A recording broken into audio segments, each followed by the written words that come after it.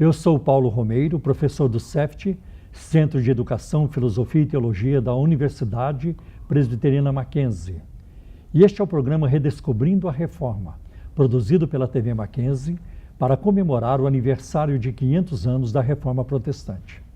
Foi em 31 de outubro de 1517 que Martinho Lutero pregou, segundo os historiadores, as suas 95 teses na porta da igreja de Wittenberg, na Alemanha.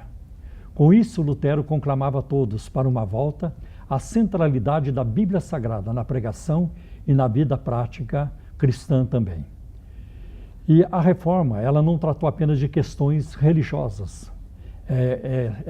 Sabe-se hoje que a reforma teve implicações também políticas, sociológicas e econômicas, além de contribuir grandemente para a educação e as artes. Por causa disso, nós trouxemos aqui hoje um convidado, o professor Ricardo Bitum. Ele é doutor em Sociologia e também coordenador do Programa de Pós-Graduação de Ciências da Religião da Universidade Mackenzie.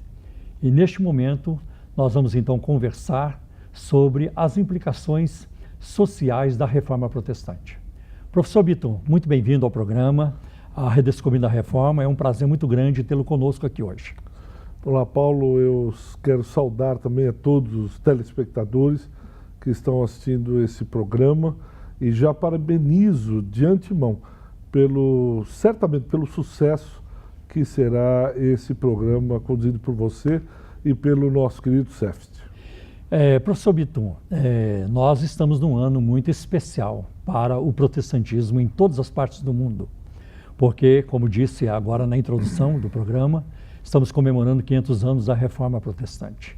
E a Reforma foi um evento de grande importância para o mundo todo.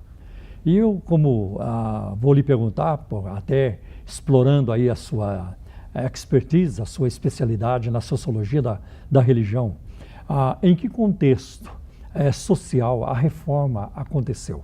Quais foram as implicações sociais? Nós corremos o risco de sermos simplistas, né? De olharmos a Reforma Protestante como um evento centralizado apenas em Martinho Lutero e na fixação das suas 95 teses, como você falou no começo do programa, na Catedral de Wittenberg.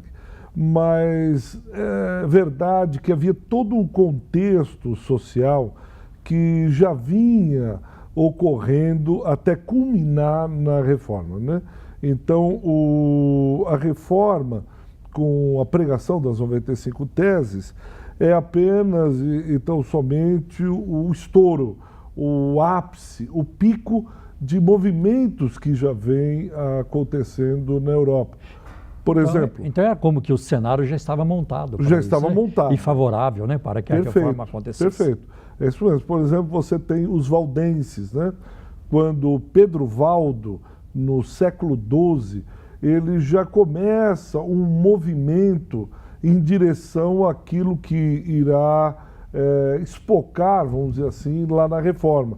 Então, o movimento vem amadurecendo. Por exemplo, uma das questões de Pedro Valdo, ele paga uma tradução da Bíblia, para que a Bíblia seja traduzida, para que o povo possa ler a Bíblia, o que o Lutero irá fazer também, traduzindo para o alemão, traduzindo para que o povo possa ter as Sagradas Escrituras, porque os valdenses, eles lutavam pelo direito do fiel, do cristão, ter a Bíblia na sua própria língua, para que ele mesmo pudesse ler. Isso vai de encontro, ou melhor, de confronto, à hierarquia da igreja. Que tinha um monopólio da interpretação da Bíblia. Exatamente. Não só da interpretação, como da leitura. Sim, exatamente. Porque o povo não tinha condições de interpretar, porque ele também não tinha condições de ler. Ou não tinha acesso ao livre exame da Escritura. Exatamente.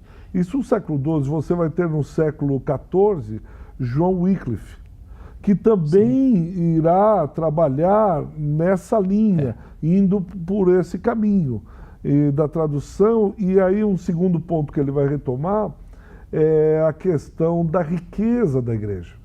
Ele crê, João Wycliffe, que vai gerar, se o Pedro Valdo ele origina os valdenses, você vai ter o movimento dos Lollardos, Sim. com John Wycliffe, no século XIV, dizendo que a igreja deve retomar a configuração, os pensamentos, aos princípios da igreja primitiva. O que seria uma das questões era a pobreza.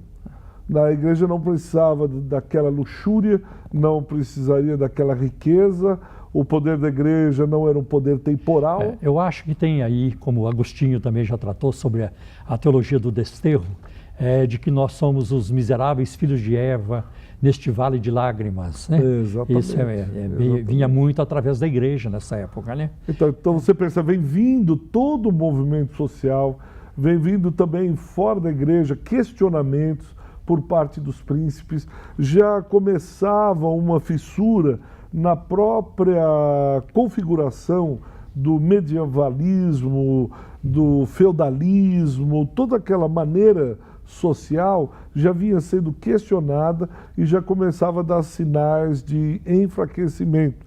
Você vai ter no século XV John Hus, ou Jean Hus. Isso, que foi influenciado pelo Wycliffe. Pelo Wycliffe, ele vem nessa linha. Então você percebe, o movimento social, ele germina e ele tem uma sequência, ele vai indo, ele começa de uma insatisfação, de uma inquietação da sociedade por parte de alguns homens, isso vai se espalhando, vão se organizando e até chegar na ruptura. Sim. Quando há uma ruptura, cessa a continuidade, chega no estresse daquele sistema, então você vai ter uma ruptura, mas isso é um processo, né? Não acontece assim, alguém que acorda de manhã e diz, vamos fazer uma reforma. É verdade, não foi num mês, não foi nem num ano, foi assim, há um período de tempo para que essas coisas desembocassem naquilo que nós conhecemos ser hoje a reforma protestante. As ideias foram sendo maturadas, né? Isso. Elas vão sendo colocadas, postam uma própria inquietação social com a questão de riqueza, pobreza, religião, hierarquia, domínio, poder, etc. E culmina depois, né, naquele que vai ser um dos idealizadores, vamos supor, do pensamento teológico, não só Lutero, mas também João Calvino, né? Onde ele já vai ter um refino na teologia, vai sistematizar, assim como Lutero também. Bem, eu também gostaria de perguntar, professor Bitum, em que espírito se deu a reforma protestante, se é que houve este espírito? Mas a sua resposta virá logo depois do nosso intervalo. Fique aí, logo em seguida voltaremos.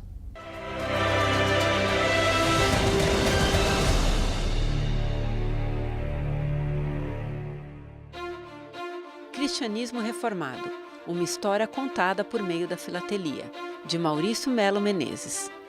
O livro convida o leitor a descobrir um pouco mais sobre a rica história da Reforma, contada por meio de imagens filatélicas da coleção do autor, inteiramente dedicada ao tema.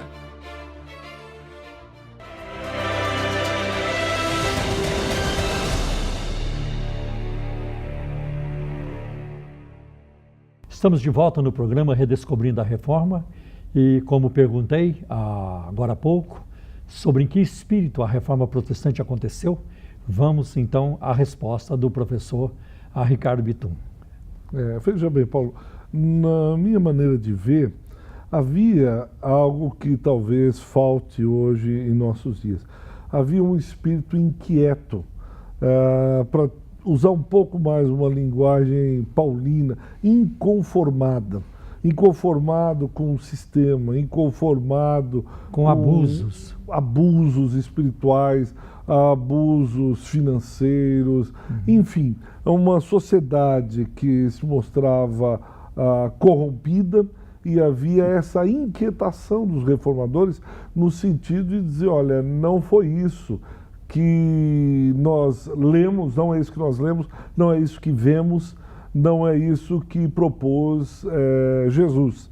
Não era uma época também, professor, de muita corrupção? Demais, né? Graças a Deus, nos nossos dias, nós não sabemos o que é isso, mas naquele tempo diz que tinha, né? Países que eram mergulhados na corrupção. Deus nos perdoe a mentira, né, professor? Na desigualdade. E havia essa inconformação, né? Do ápice lá com as indulgências, com Tetzel, e que eles vão olhar e vai surgir aquela inconformação. Então, eu acho que é um espírito inquieto, inconformado, não conformado à sociedade.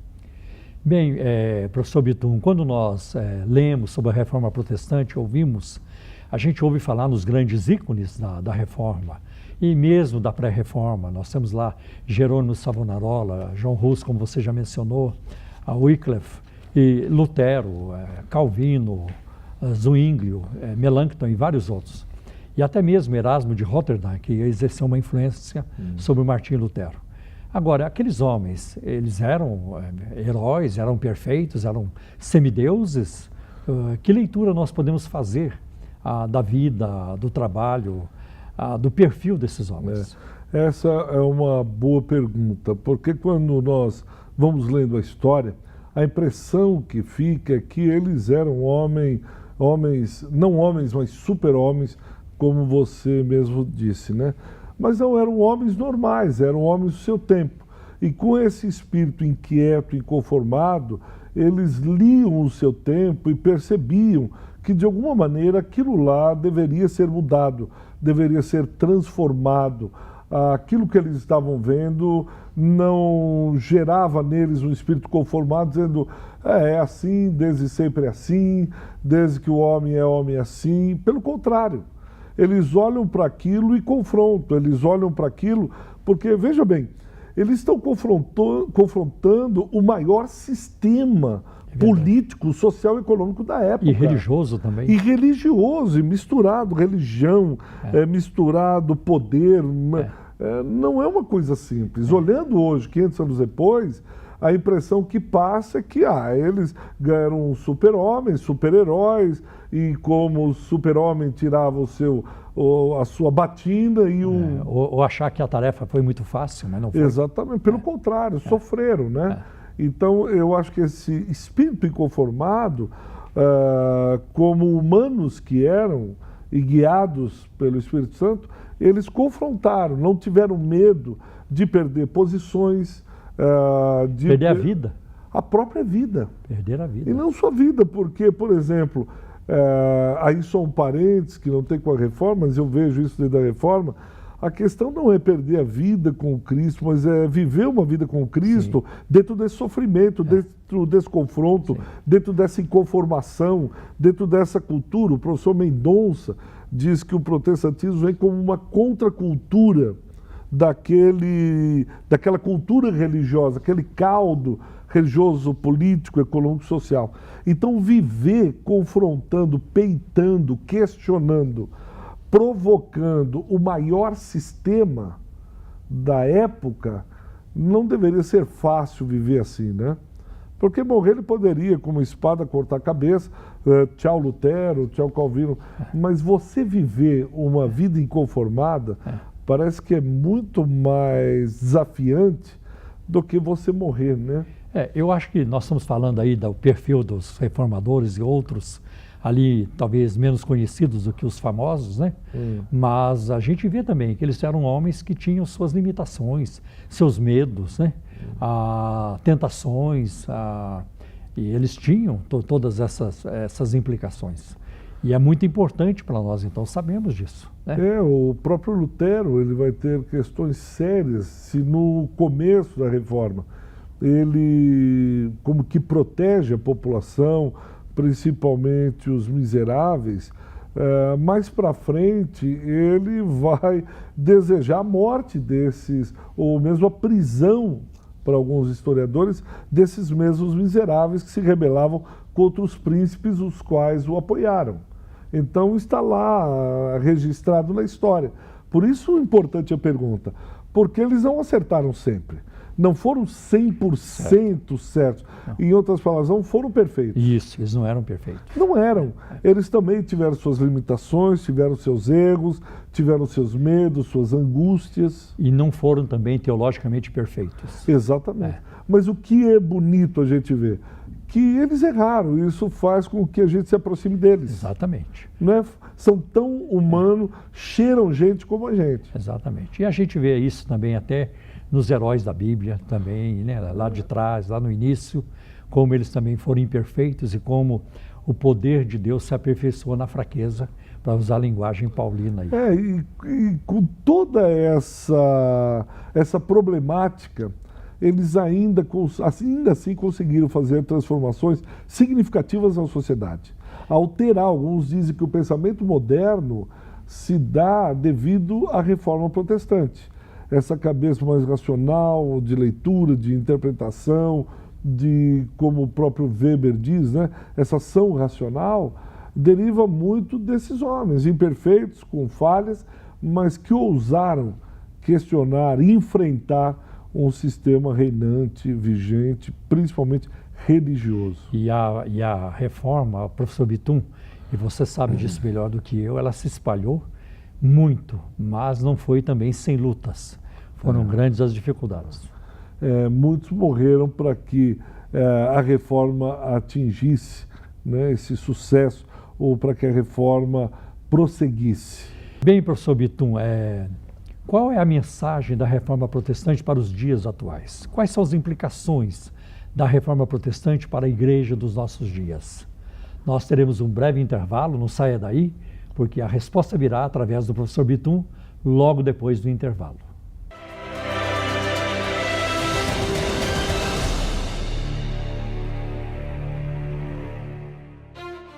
Estado e religião.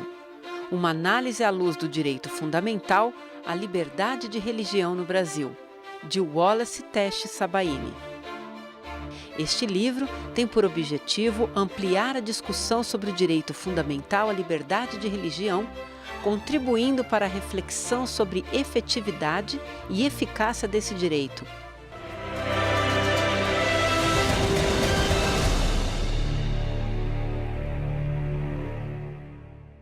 Estamos de volta no programa Redescobrindo a Reforma e eu, antes do intervalo, perguntei ao professor Bitum qual é a mensagem que a reforma protestante tem para os dias atuais. E agora, a resposta com você, professor, por gentileza. Professor Paulo, essa é uma pergunta complexa. A gente precisaria fazer uma série de programas para poder só trabalhar esse ponto. Mas, por exemplo, uma das coisas que é combatida, ou que é relevante na reforma protestante, é a centralidade da palavra. Né? Novamente, a palavra é colocada como o centro. Eu fico pensando hoje, pensando no Evangelho em termos de Brasil, né? Onde nós temos uma ambiência mística. Então, se você vai aqui em São Paulo, na rua Celso Garcia, que é chamado Corredor da Fé, você vai ver de tudo em termos religiosos. É no bairro do Brás, você se refere, não é? No bairro do Brás. Você vai ver absolutamente tudo. Tem religião de todas as cores, tamanhos, gosto, o que você quiser. E sempre por detrás um mercado que é abastecido pelo produto religioso. A mesma coisa que acontecia na Reforma, né? Naquele tempo também. Um misticismo e o produto religioso que era vendido, então pagava-se para sair a alma, sair do purgatório, vendia-se lasca da cruz de Cristo, vendia-se a pena da pomba do Espírito Santo. A venda das indulgências. A própria venda das indulgências. E nós vemos isso, né, acontecendo também em nosso dentro do mundo evangélico. Mesmo no mundo evangélico. Então, a religião, né, sendo vendida, sendo mercadejada. Então, seria interessante se nós olhássemos os princípios defendidos pelos reformadores e trouxéssemos aqui essa defesa. Mas eu li também, professor Bitum, de que na época da Reforma a Igreja mantinha o monopólio da leitura e da interpretação da Bíblia, como você já mencionou aqui também. E esse foi um risco que os reformadores decidiram assumir, a questão do livre exame. Eles sabiam que isso poderia trazer problemas, mas não tinha como evitá-lo. Então, a Bíblia para o povo, a Bíblia para todos. E isso provocou também a livre interpretação. Então, eu acho muito interessante que temos o livre exame, mas precisamos tomar cuidado com a interpretação. Eu acho que a igreja brasileira, não toda ela, mas uma boa parte dela, tem muito problema, principalmente na área da hermenêutica, você não acha? Esse ponto da reforma é muito discutido, em termos do que se pregava ou que se apregoava em termos de livre exame ou livre interpretação. Me parece que a defesa era da livre leitura, não é? Mas não a livre interpretação. Isso. Então você poderia ler à vontade, examinar as escrituras, mas nós sabemos, né, que existem regras hermenêuticas, regras de interpretação. Eu não posso interpretar um texto por aquilo que eu acho, por aquilo que eu penso, para não dizer mal intencionado. Exatamente. Né? Para não dizer mal intencionado. Eu estou falando da pessoa bem intencionada, não é? Que vai com um desejo de compreender melhor as escrituras. Ainda essa, ela tem que seguir certas regras de interpretação.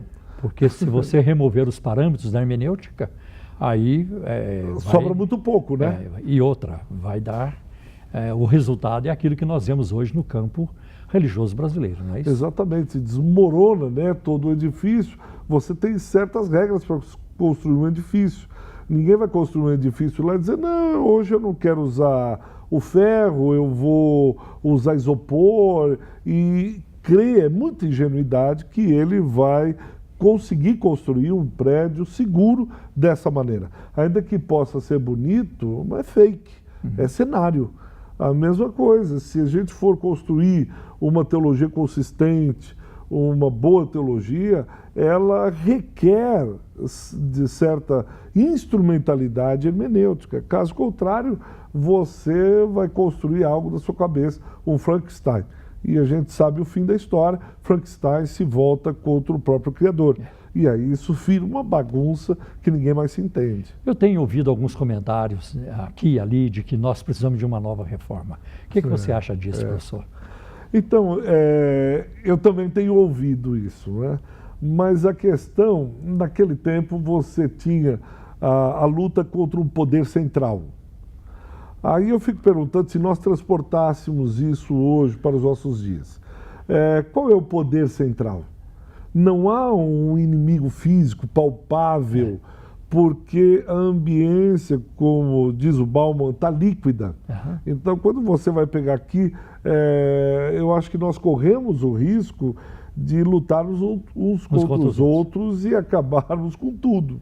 No sentido de que quem é o grupo, por exemplo, antes você tinha muito claro a questão estava focada no Papa, no poder religioso, poder papal, centrado, poder papal, etc. E contra isso aqui.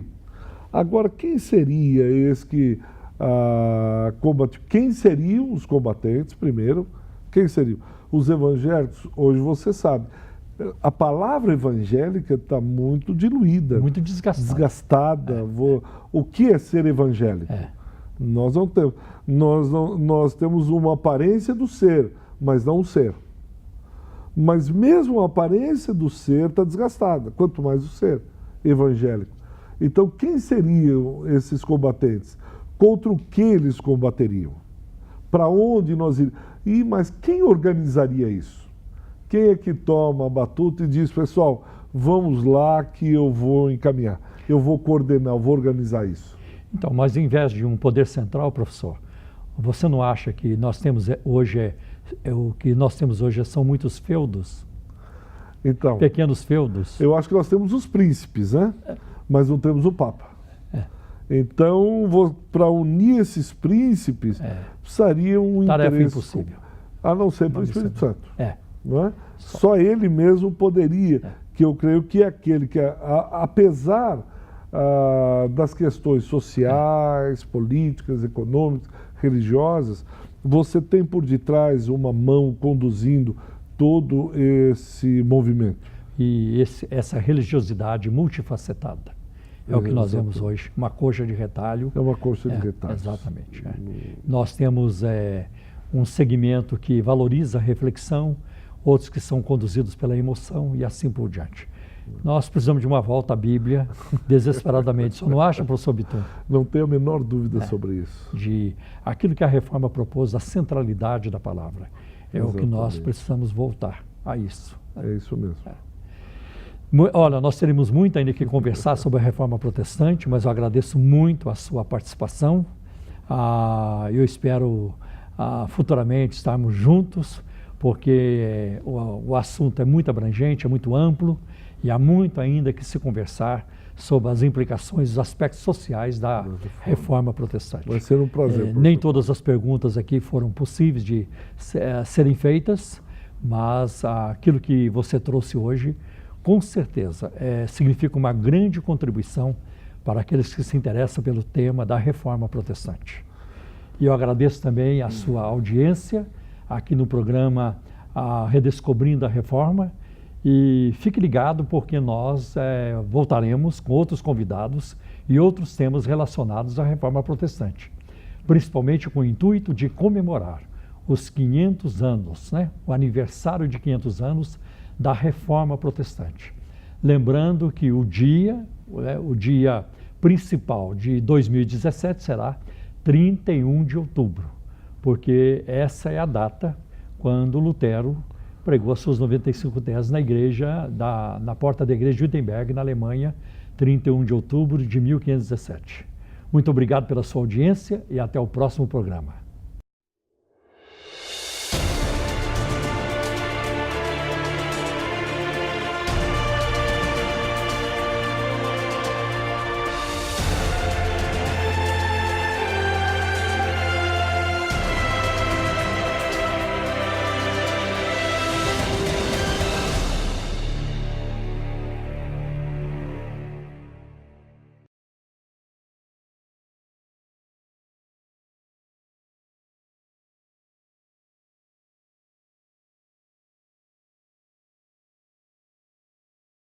Coleção Fundamentos Cristãos.